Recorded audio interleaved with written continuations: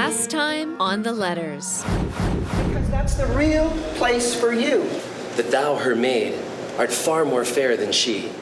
Shelley's polished prose made Roxanne swoon, and the suitors steam. I think a lot of stuff that he puts down is just a bunch of crap. While Whitman's melancholy monologue that shadowy place where only darkness and compromise reside disturbed Roxanne, and she let him go.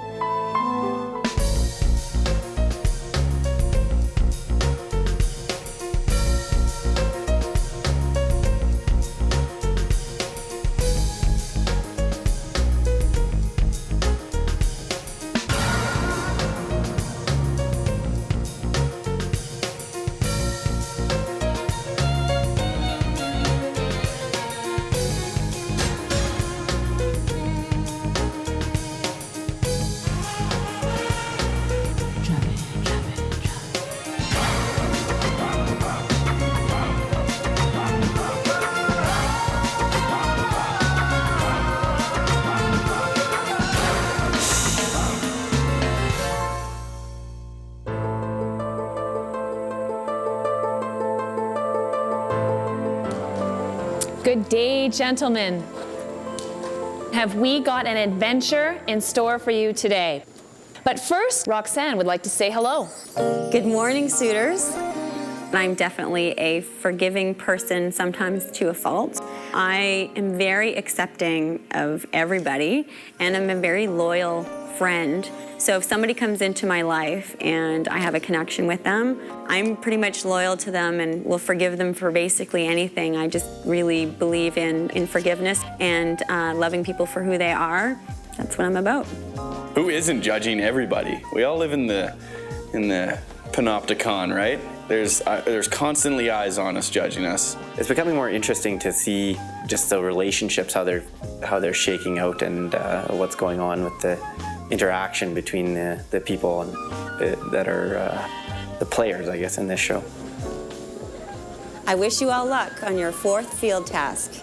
And remember to aim for your goal and you will achieve it.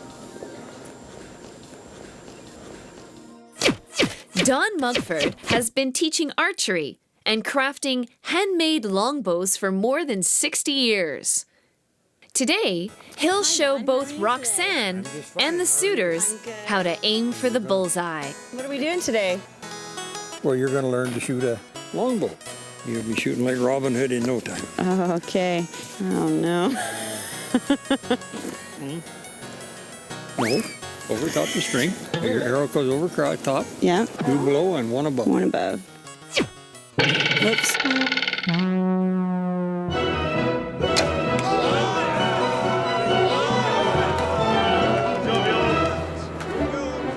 Don Mugford, I should tell you, is an archery expert, and he's here to share his years and years of expertise for your next field challenge. This goes on the back of your hand that way. Yeah. First 3 fingers. 3 fingers, 1 above, 2 below. Like so. Just let your hand relax and let the string pull out of your hand. Now everybody grab their color. There, let it go. Well, you hit your arm. I did, I hit my arm. Let it go. Not bad. Each of you will shoot an arrow into the same target, and your goal is to hit the bullseye. So whoever hits it or gets closest to it wins. Now, suitors, I've asked you to put on colored armbands. Now I'm going to ask you to do one more thing. Here you have some balaclavas, and I'm going to ask you to put these on. The reason why I've asked you to disguise yourself a little bit is because Roxanne is here today. She'll be watching each and every one of you. I'd like you to turn around and wave to Roxanne, who is right over there. Yo!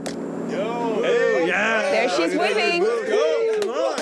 On that note, gentlemen, cock your bows. Blue, you're up.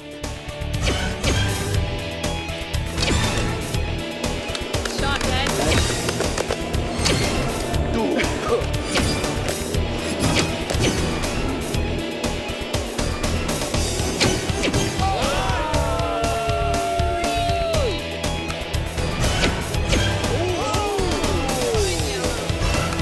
Don has found a winner. Don, your answer to this competition, who's won? Green it is. Green it is. I really am attracted to a physical guy that can do lots of different activities, so I think this is a good physical challenge for them. I think she was just kind of in the background there watching, and we're just up here shooting some arrows, so that was kind of fun. Usually I crumble right under pressure, and this time I came up with a good shot and at least gave Browning a run for his money. I like a larger kind of man, so I think the green band was a bit smaller, and the yellow band guy was quite large, and the guy with the, I think it was a purple, he didn't look kind of like what I would kind of go for physically, and he didn't get the arrow, so I wasn't really impressed with that one. Don't want to give too deeply of myself because I don't think this is the proper form to do that.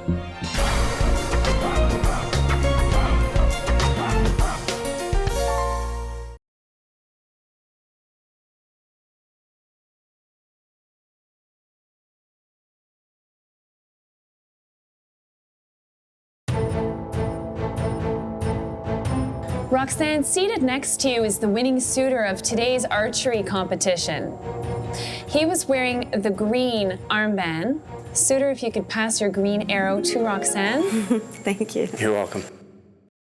Roxanne, you'll start. I am a bit of a thrill seeker. I like adventure, and I've traveled all around the world and done some crazy things. I went to Australia for the Millennium New Year's. I've been to New York for New Year's. I've been in a carnival in Brazil, and on one day in Switzerland, I jumped out of a plane and cliff dived and did bungee jumping and biked through the Alps. That was pretty crazy. So I'd like to know, what's the craziest thing that you've ever done?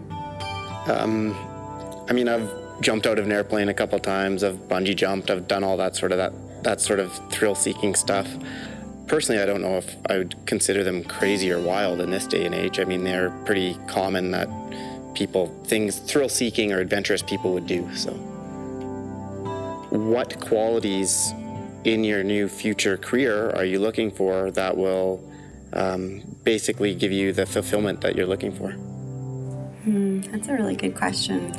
I want to be able to use the skills that I possess that I'm really good at. So I like to entertain people. I like to have fun. I like to connect with people. I'm very good at that. I'm good at sales, so persuading people, influencing people. I'm good at making money. So I'm good at all those things. I just, I want to be inspired on a daily basis, and my new career, I would like to help me do that. Now, I have a question for the both of you, and Roxanne, you'll answer first. My question to the both of you is this: what is the most outrageous or poignant thing you've done for love? Roxanne? I would say the craziest thing that I've done for love is that I've let somebody go. I think it's really hard when you love someone to let them go and to let them do what they need to do. And so I think a really brave thing that I did was to just tell him to live his dreams and to go and do what he needed to do. And if it was meant to be, he would come back. Suitor, your turn. I'm thinking about this whole process, and, you know, this is part of, I'd like to have these conversations as part of developing a relationship. But at the same time, I mean, it's part of my personal life too, and I don't know if I'm really super comfortable with sharing it with the world, right? And I don't necessarily know if I want, you know, some 60-year-old lady in Sarnia pouring my heart out to her, right? So it's a fine balance. Now, I appreciate Roxanne's answer, I really do. But, you know, the spur of the moment, we're kind of asked to say our deepest thoughts and secrets. And at some point, I mean, I don't want to give too deeply of myself because I don't think this is the proper form to do that. Thank you very much, Suitor, for your honesty. Thank you, Roxanne. Thank you. When I sat down, I knew right away that it was Browning, and I could tell by his voice that I had spoken to him the first time. It seems to be turning into a bit of a men's therapy and help session where we just sit around and talk about our feelings and Whatever he's feeling, I believe that people should, say what they're feeling, and so I respect that. I really do. I like people who step out of the box, and I think he does that. I'm just gonna act myself, be natural, and do what I want to do when I want to do it.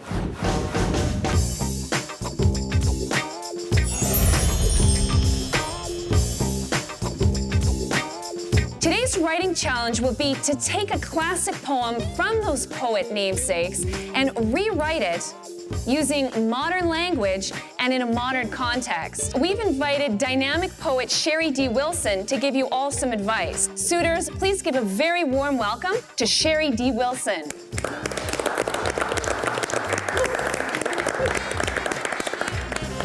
Sherry D. Wilson is an award-winning poet known for her witty wordplay and her jazzy performance style. This bodacious bard is also artistic director of the Calgary International Spoken Word Festival. Over this poetry, because poetry can turn your head around, and you will be able to turn her head around by the things that you say and how you say them to her. Now, you all have a poem that is of your namesake. The first thing we're going to do is we're going to read those poems aloud, and then we will talk about not the meaning of the poem, because I'm less interested in the meaning, more the broad stroke. What is it about? Long afterward in an oak, I found the arrow, still unbroke, and the song from beginning to end I found again in the heart of a friend. Yeah, really well read. And you really used the image, the idea of images and where you put them. I saw that you saw them. Sherry D's insight into all of us guys was scary. Only thou, I swear and vow, shalt ever be my dearie. Good. Now, read it again, and read it like you care. Wilt thou be my dearie? I don't believe that. Really? No. How would you say the first line? Give me Say it like you're saying it to someone that you care about, that you but it's actually... in a dead language that I'm not familiar with, so I'm trying to... Say the line then without his language. Okay. Will you be my friend? Say it again. Will you be my friend? Imagine the person. Okay.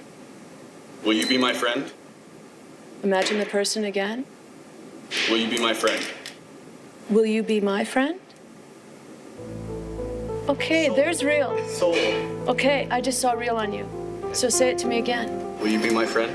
Yes. It's pretty much about peeling away the bullshit and getting to what's inside, and I'm trying to do it. It's not easy for anyone to do.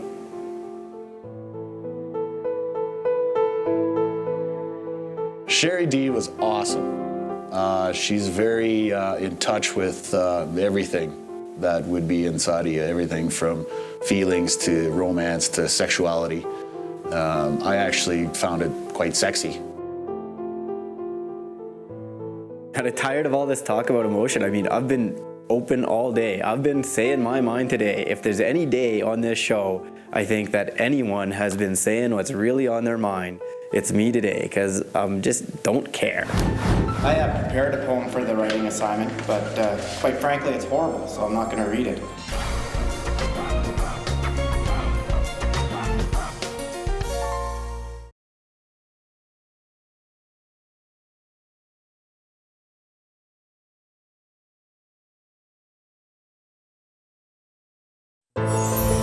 Today I'm going to be giving back your writing assignment so that you could perform your modernized poems for Roxanne, who, as you know, is right above you in the balcony. Longfellow, you're up first. I want to share with you things like I like to spend time with my nephews, and I love the silence at night saddled beneath me, a breath, the scent of your hair, and I listen to you as the horse whinnies. A single kiss. As the arrow from Eros, a single kiss. Awesome. I've learned a lot about myself in these last 4 or 5 days, and I haven't learned anything new about myself in the last 3 to 4 years. Stunned, I stand in disbelief that one chance meeting should alter my mind. I hope you have joy all days, understanding. Serenity, serenity, the only promise. Walking adventure, sincere, guided by imagination. Surrounded by majesty, God's work. Experience the unpredictable. We will survive. Lives on a screen tell of a life I'm not living. I will survive. I have prepared a poem for the writing assignment, but quite frankly, it's horrible, so I'm not going to read it. And I handed it in, and I didn't even care that it was horrible, because really, I'm just not in the mood for sharing today. I had a pretty frank and open discussion with Sherry D. It was quite insightful, actually, and she helped me prepare something that I thought is a little more appropriate for the way I feel today, so I'll read that instead. It's called Intimacy. I want to learn more about you as I reveal myself to you. Sharing is between two people, and that will be for us to share. That's it. I'm kind of a raw guy. I feel my emotion and I act upon it, but you know, I don't really need to analyze it or talk about it, so.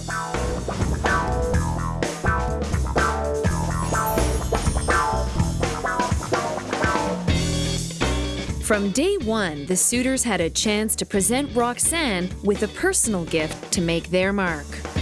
But none of them stepped up until now. Who will surprise her with a memento? Here are today's letters from the suitors. And I should tell you that 2 suitors have finally sent you their very special gifts. You have one here from Coleridge and another big package from Longfellow. Love to give and love to bless, to understand when life has broken. Years go by with no one to share. It's almost more than one can bear. Here we are on the stage, what to do? Could this person really be you? It was just about me, what I'm looking for, and if she's what I'm looking for. It's just so touching and so emotional. When you are laying on the couch watching TV or in front of a fire at a picnic or just to cover up with other loved ones, I want you to think of me, think of the guy with a great heart.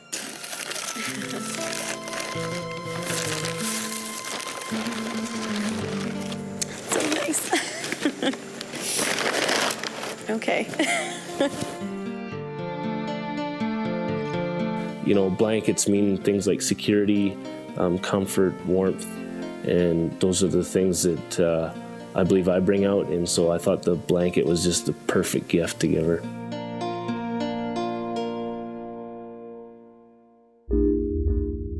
Walking adventure, sincere, guided by imagination. Surrounded by majesty, God's work. Experience the unpredictable. Given a long enough timeline, everyone's survival rate drops to 0. We will survive. I want to share with you things. I like to spend time with my nephews, and I love the silence at night saddled beneath me, a breath, the scent of your hair, and I listen to you as the horse whinnies. It's very cool, and I just really liked his words and again, peace, the things that make him peaceful.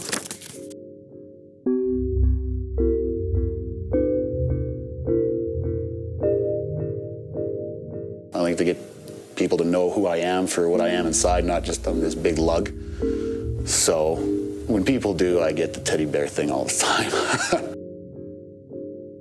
You know, I think just being myself and saying and doing what I would do naturally, it'll probably keep me around for a while yet.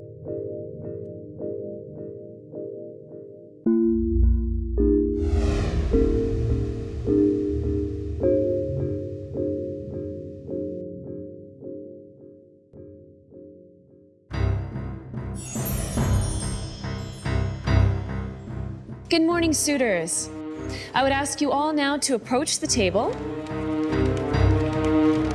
I would ask now that you all open your mailbox, read your letters, and remain standing. She's definitely looking for a husband.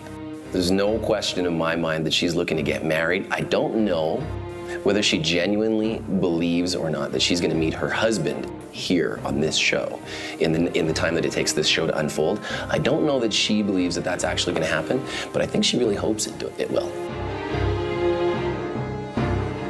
Most of us are feeling that this is super intense and that this girl has a definite vested interest, and I don't think it's a competition to win, because we all understand, well, most of us understand that it's not about winning, it's about, you know, hooking up with someone cool. Gentlemen, all those who've been invited to stay to continue courting Roxanne, please take your place by the fire.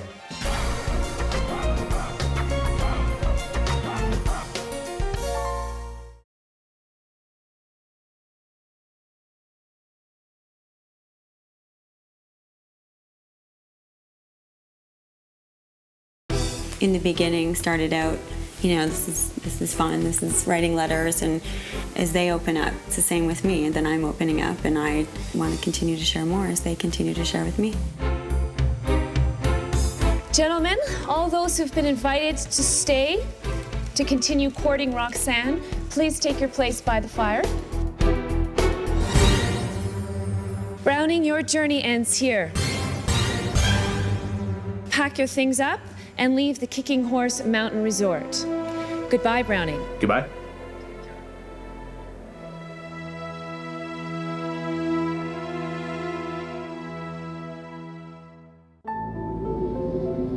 Dear John, I'm sorry I have to eliminate you today.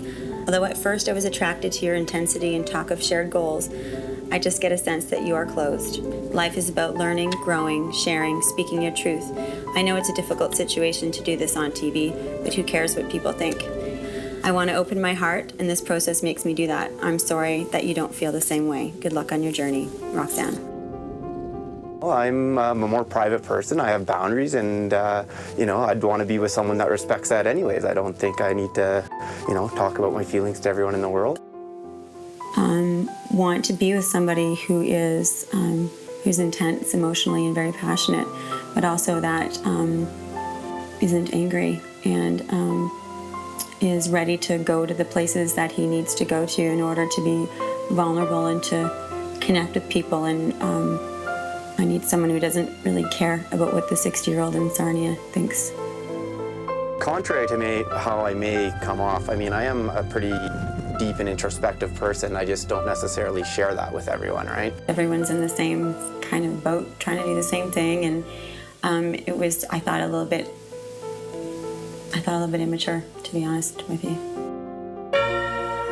Next time on The Letters, rediscovering the art of courtship. Quick, slow. Roxanne trips the light fantastic. Quick, slow, quick. While the suitors just trip up. Quick, slow. But you don't want to bounce. Then, in a shocking twist, the competition heats up with a surprise comeback.